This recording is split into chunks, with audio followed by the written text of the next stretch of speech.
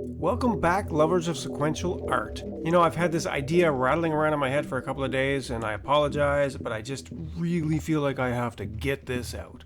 Are comics, and media in general, a product or a service? And why does it matter? As soon as I started thinking about doing a video around this topic, I figured I'd better sort of do a bit of searching around and see if anybody else has discussed this before. And I did find this interesting article from a journalist named Dan Blank, who's actually moved into more marketing for artists and authors, and from 2010, talking about newspapers and whether they were a product or a service. I'll put a link to that blog post in my description. It certainly was an interesting read and shaped my thoughts around comics.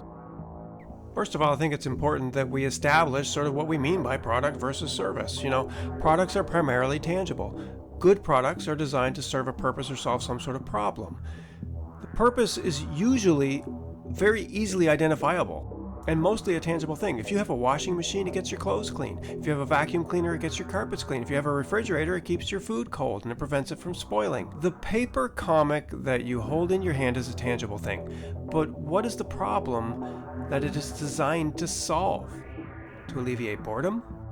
Services are usually intangible. Education is an intangible service. It increases your knowledge. Therapy is an intangible service. It ideally improves your mood and enjoyment of life. Religious counseling is an intangible service that provides some aspects of both education and therapy, imparting wisdom that can guide you to be a good person and to contribute to your society in a meaningful way. What we refer to as entertainment currently, including comics, seems to be associated more often with products than with services, and I really think this is a bit of a problem. I also feel like this distinction is being blurred more and more in the digital age. Many computer programs which used to be treated as a product, like a tool that you would purchase once and use as long as it was useful, are now being marketed as services that you pay for monthly. But my concern is not about the marketing strategies or business practices per se. It's about the content creation and the attitude of the creators. When writers and artists view their own work as a product rather than as a service, I think that leads to poor quality storytelling. When people look to the past and lament the loss of something, it's easy to dismiss them as antiquated dinosaurs who just can't keep up. It's easy to look at the past, focus on only the problems, and feel entirely superior for having hindsight and recognizing the problems. It's often harder to look at the past and to see the value in the wisdom and knowledge that has been passed down from generation to generation.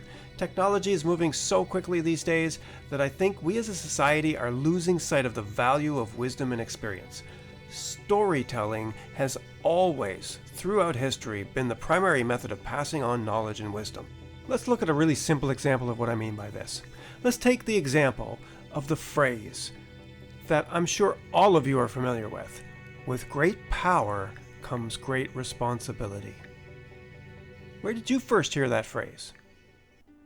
Was that in the 2002 Spiderman film? Or was it the 1962 comic Amazing Fantasy number 15? That seems to be where it first appeared in print in a comic book, and it wasn't even uttered by Uncle Ben.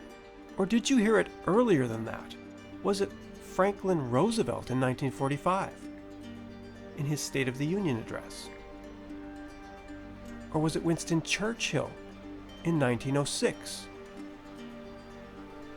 Maybe you were aware that a version of it was uttered during the French Revolution in 1793.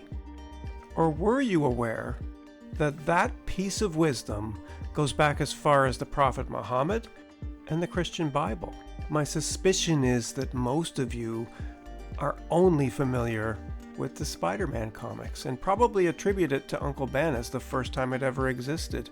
Unfortunately, that's not accurate, but that doesn't change the value of the wisdom in the phrase. With great power comes great responsibility. That is wisdom. That is wisdom that has been around for hundreds and hundreds of years.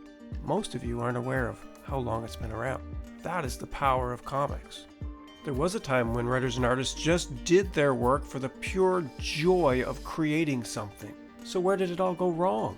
when the money started rolling in, when the people whose sole purpose was to focus on quarterly reports and increasing short-term profit margins for investors began to influence the content, and when the writers and artists were saddled with one-sided contracts that did not allow them to benefit from their works, they lost interest in being truly creative. Comic creation became a grind, and it didn't give creative satisfaction or financial benefit. That is where things went downhill in my opinion.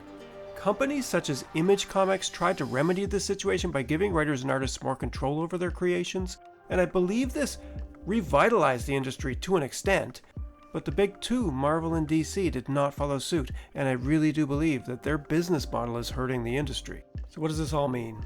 In my opinion, the more we view comics, and really all media, as solely existing as a product whose purpose is to solve the problem of alleviating boredom, the more soulless and meaningless they become. Viewed through that lens, comics become exactly what their critics have always said they were. At best, benign drivel. At worst, harmful exposure to valueless content that is deviant and in many ways antisocial. If we view comics and other media as a service industry whose purpose is to convey knowledge, to give guidance, to teach, then they become an entirely different thing. The printed product in your hand may be just that, a product. But the comic industry, in my opinion, is a service. It is a service to communities. And when viewed that way, it can be a very valuable service. That's my 2 cents. If you like this kind of content, just like and subscribe, and I'll see you next time.